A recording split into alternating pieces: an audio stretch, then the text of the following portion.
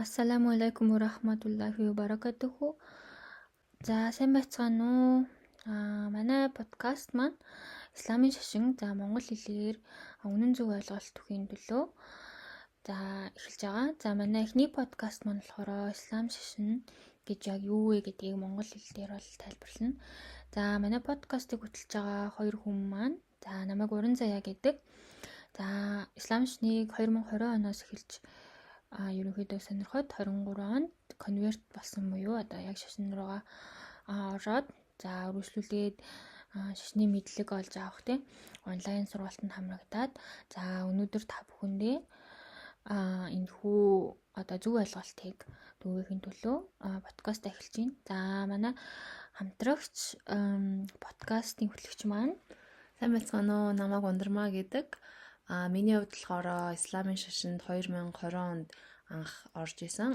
2018 оноос эхсүүлээд энэхүү шашныг яг судлаад тэгээд 2020 онд яг Ислам бол миний шашин юм байна гэсэн үүднээс анх энэ шашинд ороод тэгээд энэхүү шашныг бас онлайн яг итгэж болохууд тийм credible source-оос мэдээлэл аваад тэгээд өнөөдөр Уран Заяатай хамт бид хоёр мэдээлэл өгөхөөр бэлэн болсон байна.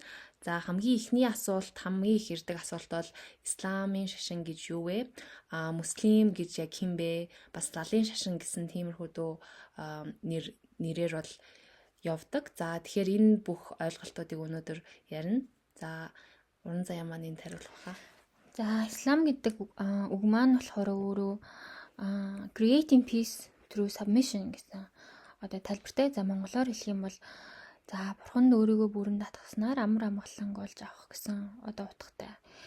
За Ислам гэдэг шашинд шашин өөрийн шашнаа болгож сонгосон хүнийг бол муслим гэдэг. За муслим хүн бурханд өөрийгөө бүрэн татгасан бурханы тушаалыг бүрэн дагдаг хүмүүсийг бол хэлдэг. Бас манай монгол хэлнэр бол лалын шашин гэж маш их ярьдаг Исламын шашныг. За энэхүү үг нь бол төвд хэлнээс гаралтай. Яг утга учир нь юм бол буруу ном гэсэн утга учиртай. Тийм болохоор Исламын шашныг бол Исламын шашин гэж нэрлээд лалын шашин бол гэж нэрлэхээр нэлээд зохимжгүй нэр гэсэн үг. Тэгэхээр бид хоёр подкастандаач тэр Исламын шашин гэж нэрлэх болно. За үргэлжлүүлээд Исламын шашин Монголд ерөнхийдөө хөгжүүлэхээр юм бэ. За ихэвчлэн хүмүүс маань гэдэг Ислам шашин тэгэхээр казахгүй гэдэг. Ерөнхийдөө казакууд маань төрөлхийн муслим гэр бүлд төрсөн. За Ислам шашнаа ингээд аваад явдаг. Хүүхдүүдээ ерөнхийдөө Ислам шашин руу ингээд төлөвшүүлээд аваад явдаг хүмүүс халах хүмүүс дундаас ч гэдэг юм уу бид хоёр өөрсдөө болохоор бас халах үндэстэн гэж явдаг. Тэгэхээр яг нөө шашнаас олж болд юм уу? Яагаад Ислам шашин сонгосон бэ гэд ерөнхийдөө асуудаг. За миний туршлагаас гэх юм бол анх буддын гэр бүл төрсөн. За хэд хэдэн шашин сонирхож байсан. За тэгээд яг зөв мэдлэг олж авсны дараа тухайн хүмүүс сонголтоо хийгээ. За би муслим болмоор байна гэд өөрөө сонгож болдог.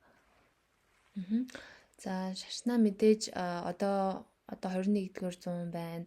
Тэгээ мэдээж хэвлэл мэдээлэл маш их хөгжсөн. Тэгээд хүн болгоо өөрийн гэсэн яг итгэл үнэмшлээ дагж болохоор тийм нийгэм цаг үе. Тийм болохоор бид хоёрын хувьд бол яг өөрсдийн судалгаагаа хийгээд тэгээд яг Исламын шашныг бол сонгож исэн. Мэдээж гэр бүлийнхаа буддизмыг ч гэсэн сонирхож үзээд судлаад гэхдээ эцэст яг Исламын шашин бол миний яг амьдралд жоохносоо ахуулаад яг аав ээжээс асууж исэн тэр бүх асуултанд бүгдэнд нь хариулт байсан учраас энэ шашныг бол сонгосон. За тэгээд Исламын шашны 6 итгэл буюу яг бид нар яг юунд итгэдэг вэ гэдэг талаар ярив. За хамгийн ихний итгэл болохоор бид нэг бурханд итгэдэг.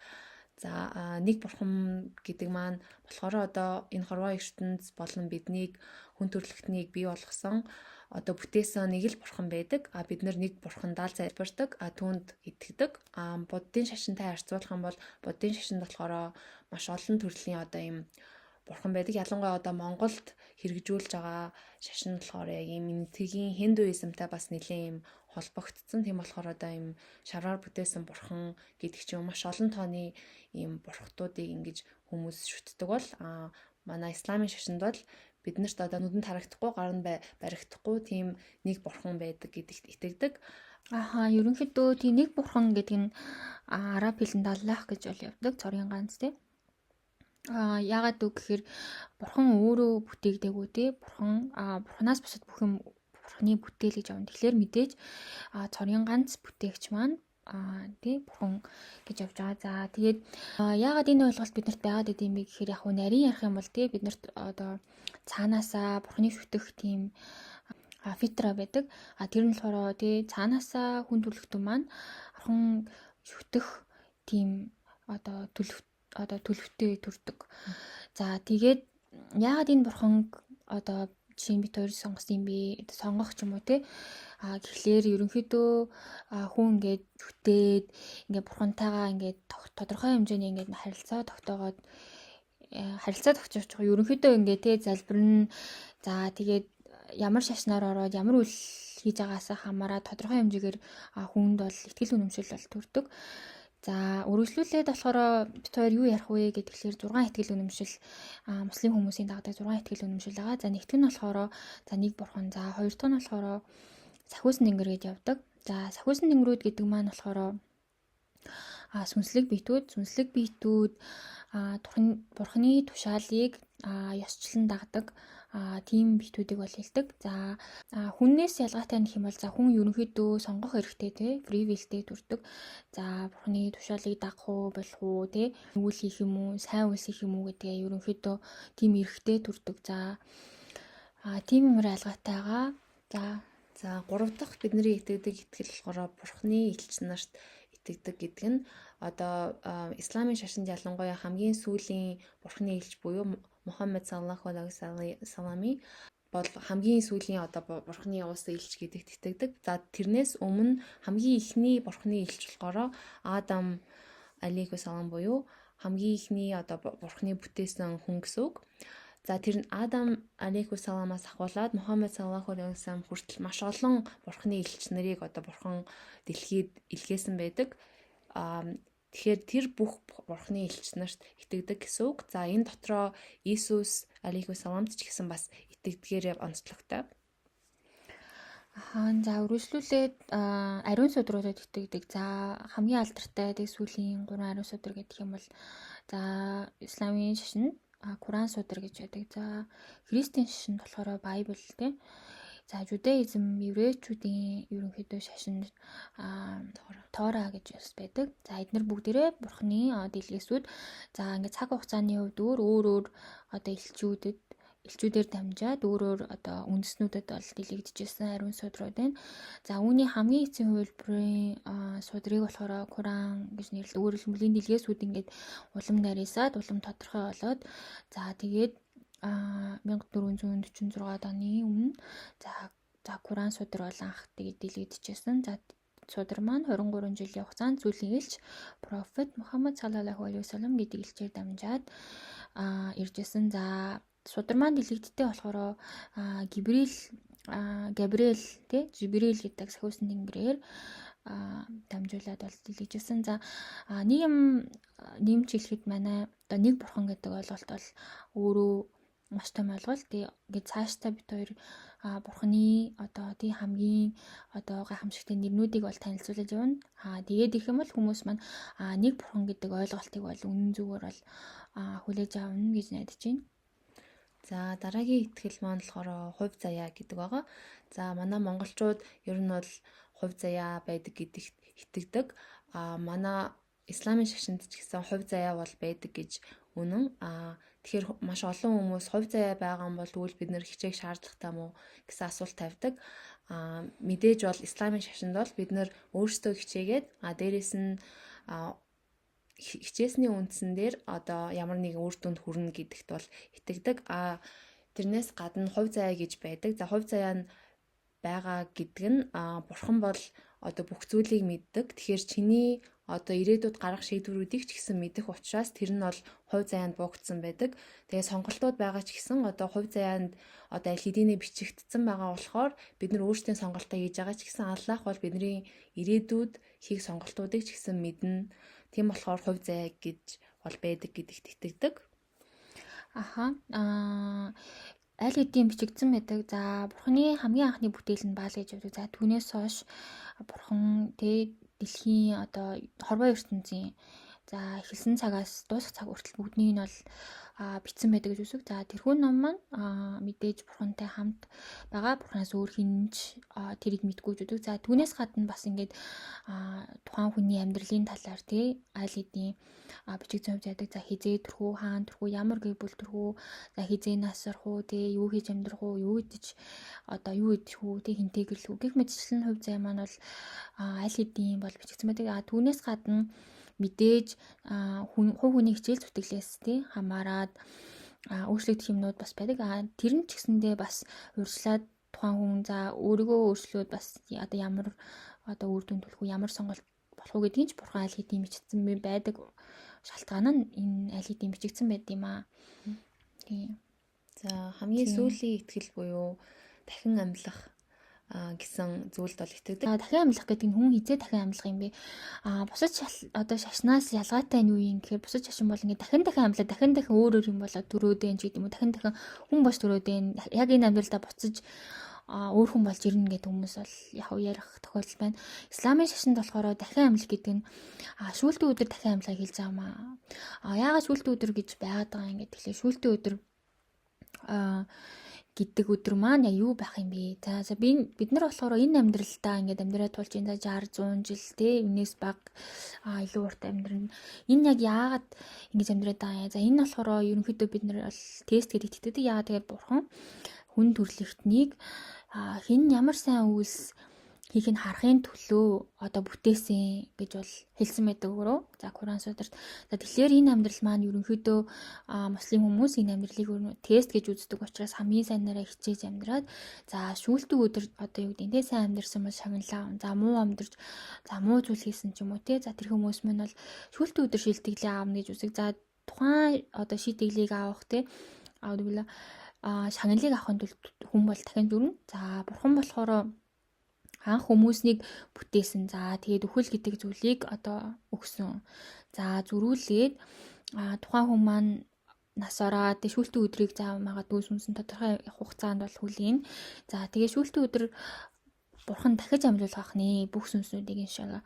Тэгээд шүүлтэн өдөр яг хизээвэ гэдгийг бурхан өөрөө мэддэг. За бидний цаг хугацааны хувьд бол яг хэдэн жил, яг хэдэн хормын дараа гэсэн бол дэлгээс бол байдгүй. Ерөнхийдөө за цаг ойртох үеийн шинж тэмдгүүж гэж бол өгөгдсөн байдаг. За шүүлтэн өдөр ямар байх вэ гэдэг бол тодорхой хэмжээнд бас мэдээлэл бас шашинд маань байдаг. За бид хоёрын хувьд болохоор дөнгөж тий сурч байгаа хүмүүсийн хувьд одоо энэ гол ойлголтуудыг бол ингээд зүгээр тий ерөнхийд нь ингээд тайлбарлаад өгчээ. За дараагийнх нь муслим хүмүүсийн за хийх ёстой 5 зүйл байдаг. За түүнийг ярьцгаая.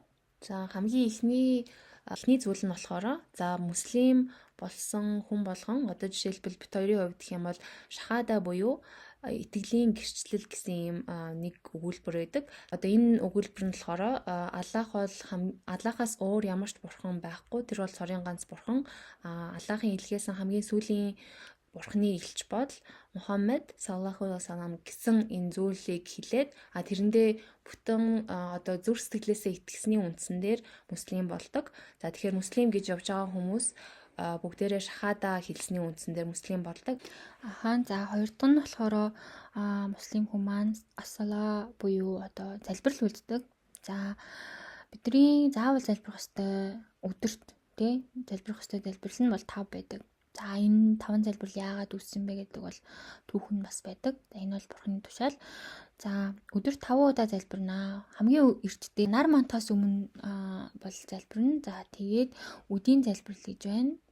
За өдөөс хойших залбирал фажр, зүхүр, аср, за оройн залбирал гэдэг ал-магриб and салат ал-магриб and then шөнийн залбирал гэдэг иша гэдэг залбируудыг бол заавал залбирдаг. За тухайн залбирлыг залбирснараа хүнд бол маш ач тустай. Тэгээ одоо хүний сэтгэл зүрхийг бол ариусгана тий муу зүйлс хийхээс сэргийлдэг гих мэтчлэн зөндөө одоо ашиг тустай байдаг. За 3 дахь хийдэг зүйлс гэх юм бол закат буюу буйны төлөө одоо өөрийнхөө орлогоос 2.5% ядуу хүмүүст өгөх гэсэн иймэрхүү зарчим байдаг. Энэ мэдээж нийгэмдээ тэгш байдлыг одоо үүсгэж байгаа. Бас дээрэс нь энэ ажил Ерөнхийдөө энэ 2.5% болохоор одоо тухайн хүн маань бүтэн жилийн хугацаанд ямар нэгэн одоо мөнгөн хураамж үүсгэсэн тий ямар нэгэн худалдааны зориулалттай бараа хураасан ч юм уу тий тухайн одоо бараа бүтээгдэхүүн мөнгөн дүнийг жилийн хугацаанд барьсан бол түүнийхээ 2.5-ыг бодно. Ерөнхийдөө хүн болгон болох шаардлагагүй. Энэ ерөнхийдөө ойлголт нь илүүдэл орлогын татвар гэж бол явдаг. За тэгээд тухайн мөнгөн дүн маань нийгмийнхаа шууд доод давхруу тий хэрэгцээтэй байгаа хүмүүс рүү бол зарцуулагддаг. За тийм байгаа. За дараагийнх нь дөрөвдүгüүрт нь болохоор муслим хүмүүс маань Рамадан гэдэг ариун сараар бүтэн сар мацаг барих бол үүрэгтэй байдаг. За мацаг барина. Өглөө одоо нөгөө фажир өглөөний залбирлын цагаас эхлүүлээ. За оройны залбирал аль магриб ерөнхийдөө дунджаар нэг 11-ээс 14 цаг бол мацаг барьдаг. За энэ хугацаанд юм уух юм уухгүй, за юм идэхгүй, дээрэс нь тухайн хүн маань одоо ямар нэгэн буруу бол хийж болдгоо тий. Одоо амаараа муу хэлэхгүй тий. Одоо буруу мэдээллнүүдээрээ үзэхгүй ч гэдэг юм уу тий. Ямар нэгэн байдлаар одоо бүх хорвоо ертөнцийн тийм муу зүйлсээс өөрийгөө бол зайлсхийлгэн. За ямар үр дүнтэй байдаг вэ гэхээр тухайн хүний маань одоо эгоон дарагддаг ч юм уу те хэрвээ баян хүн байлаа гэж за ерөнхийдөө өсөглөн гэдэг юмыг бас ойлгож ухаарах тохиол байдаг. Бас ерөнхийдөө сүнс ариусан гэж бас үздэг. Яг хуу ариусгалын бас шинж чанартай закан маань ч гэсэндээ ерөнхийдөө тухайн хүн те одоо үе төрөнгөө ариусгаж байгаа бол хэлбэр. Тийм. За энэ бүх үйлчлэг хийхдээ хүнээс маань тийм sincerity буюу яг ингээд чин сэтгэлээсээ бол хийх нь маш чухал байдаг. Зүгээр өнгөн дээрээ энэ хүү үйлүүдийг хийгээд тэгсэн мөртлөө ингээд яг итгэл үнэмшил нь туцсан ч юм уу тэр тохиолдолд бол учир дутагдaltaй байгаа. За хамгийн сүүлийн хийдэг зүйл юм бол амьдралдаа муслим хүн болгон хаж буюу Сауди Арабид байх Мекка гэх хотод мөргөл хийх гэсэн тийм одоо ёс заншил байдаг. За энэ болохоор санхүү болон эрүүл мэндээрээ одоо тийшээ явах боломжтой тийм хүн байх юм бол за доор хаяж амьдралдаа нэг удаа тийшээ очиод мөргөл хийх гэсэн тийм зүйл бол байдаг. За өнөөдрийнхөө подкастаар ингээд ислам шашны за тулгуур итгэх ёстой 6 зүйл за муслим хүний үйлдэх ёстой 5 үйлсийг бол ярьлаа. За дараагийнхаа дугаараар бид хоёр илүү дэлгэрэнгүй мэдээлэл бол хүргэнэ. За та бүхэнд маань бас исламын талаар ямар нэгэн зүйлийг сонирхож байвал комментоор бүгдээрээ асуултаа бичээрэй. За ассаламу алейкум ва рахматуллахи ва баракатуху дараагийн дугаараараа уулзцгаая иншалла.